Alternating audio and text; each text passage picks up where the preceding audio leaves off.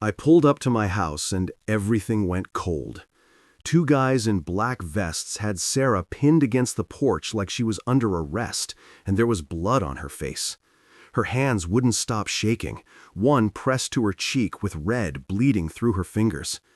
These men stood between us, looking like hired goons, their vests emblazoned with HOA security in white letters. My brain took a second to catch up to what I was actually seeing. Then reality hit hard. Someone had just put their hands on my wife. Before I explain what happened, drop a comment telling me what country you're watching from. I'm curious how far this story is going to spread. To understand how we got here, I need to take you back a few weeks. We moved to this neighborhood looking for a fresh start. Peace, quiet, wide yards, good schools for when our baby arrived. Sarah absolutely loved it. Every morning she'd be out there with her coffee in one hand and pruning shears in the other, working in her garden. Then the HOA decided to make our lives difficult. It started with a letter. Fence exceeds approved height. Lower it or face fines. Then another one came. Unauthorized garden structure. That structure was a wooden swing Sarah had built herself. She took it in stride, called the HOA office, sent emails, even showed up to one of their board meetings. Me? I was still out of state handling a security contract. I remember Sarah telling me about the president of the HOA, this woman named Carla Jennings, with a voice that could cut glass and an ego to match. She ran that HOA like a dictator. When Sarah mentioned I was in the Navy SEALs, Carla gave her this smirk and said, "We'll see if your husband understands how to follow the rules like everyone else." That's when things shifted. Strange cars started showing up on our street, idling by our driveway. Flyers got taped to our mailbox. Someone even left a fake violation notice that wasn't even official. We laughed about it at first, but then it stopped being funny. The day it all went down, I'd headed to Home Depot to grab supplies for the treehouse I'd promised the kids. Sarah stayed behind to water her roses. She called me around noon, and her voice had this edge to it. "There's two men in the yard," she said quietly. "They've got vests that say HOA cop. Is that even a real thing?" I told her to get inside and lock the doors. She said she would. 20 minutes later, I turned onto our street and saw it all happening. Sarah was backed up against the porch railing, her phone smashed in the dirt beside her. One of the men, tall, muscular, buzz-cut, was shouting about violations and compliance.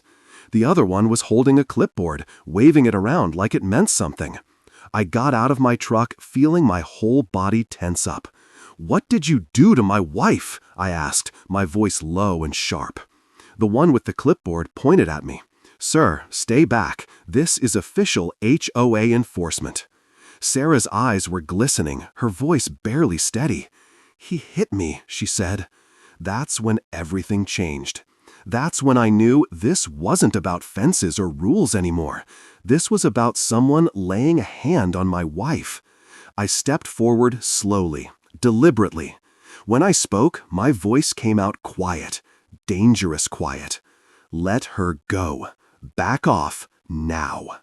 The bigger guy flashed what looked like a badge. "This is an HOA matter. We're authorized to—" He didn't get the rest out because his hand started moving toward his waistband.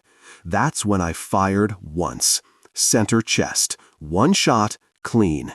He dropped like he'd been switched off, his fake badge clattering onto the grass. For a moment, everything stopped. Just the wind and the sound of Sarah's sharp gasp. I didn't move right away. Training teaches you to stay calm, to verify the threat. I kept my eyes on him, waiting to see if he'd get back up. He didn't. The second man's face went white. He stammered, backing toward the fence. He reached for his radio. That was his mistake. I closed the distance in seconds, the kind of speed you only get with years of training and pure adrenaline. He swung at me desperately. I slipped under it, grabbed his wrist, and twisted hard until he screamed out. My other hand went straight for his throat, not to kill, just to end the fight. He gagged, stumbled backward, both hands at his neck. But I wasn't done. He'd hit Sarah. That crossed a line. I drove my knee up into his ribs twice, hard enough to hear the crack through my jeans. The air left his lungs in a rough wheeze. He toppled sideways, gasping, trying to crawl away. I grabbed the back of his vest, yanked him back up, and slammed him against the fence. His legs were kicking weakly now, panic replacing the aggression. "Who sent you?" I demanded, my voice steady and cold. He just whimpered, his eyes darting to the body on the grass. "Who sent you?" I pushed harder. "It was Carla," he finally choked out. "Carla Jennings. She told us to scare you, make your wife sign the fine." My blood ran ice cold.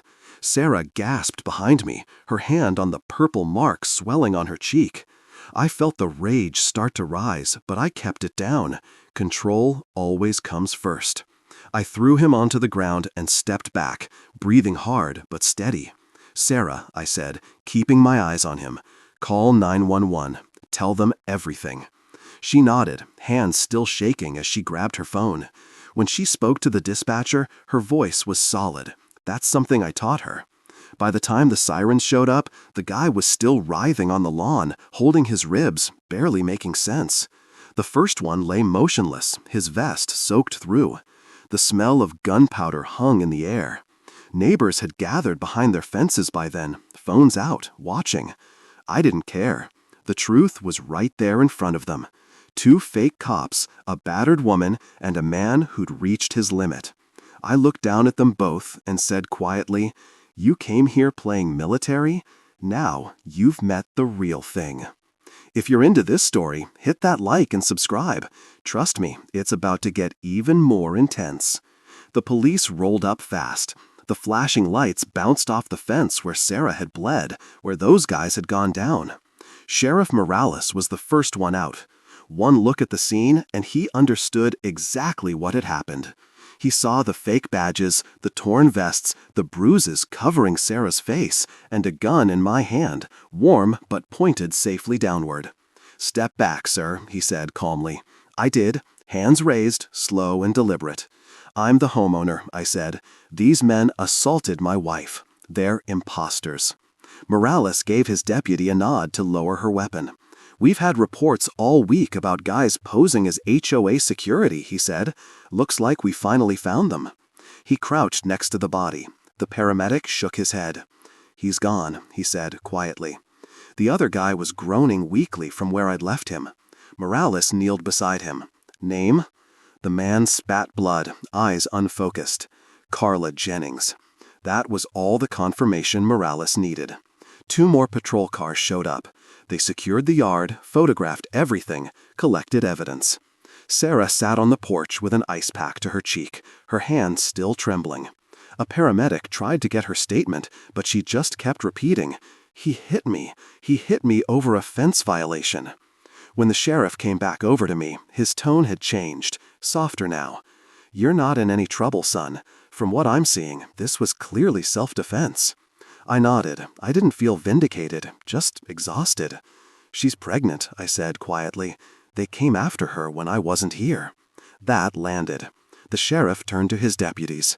"Get him cuffed and ready for transport," he ordered, pointing to the survivor. "We'll take his statement at the hospital." We spent hours at the station giving our statements. Everything matched up. The fake badges, the text messages on the surviving attacker's phone, all roads leading back to Carla Jennings. She'd paid them cash out of HOA funds to intimidate people. What she didn't count on was one of her guys ending up dead and the other one cracking the moment the painkillers kicked in. By evening, the DA had what they needed to move forward. Carla was arrested at home, still in her silk robe, ranting about community standards. The media called it the Maple Hollow Scandal. The neighbors called it justice served. The charges were serious: conspiracy to commit assault, impersonation of law enforcement, theft of HOA funds. She took a plea deal, 6 years in state prison. The survivor got 3 years for assault and trespassing. When it was finally over, Sarah and I stood back on that porch, looking up at the same sky. Her bruise had darkened to purple, but the light was back in her eyes. "You didn't have to do that," she said softly. "Yes, I did," I replied. "They came here thinking they could push us around. They forgot who they were dealing with." For the first time in days, she smiled. "A Navy SEAL and his roses?" she whispered. "Something like that," I said.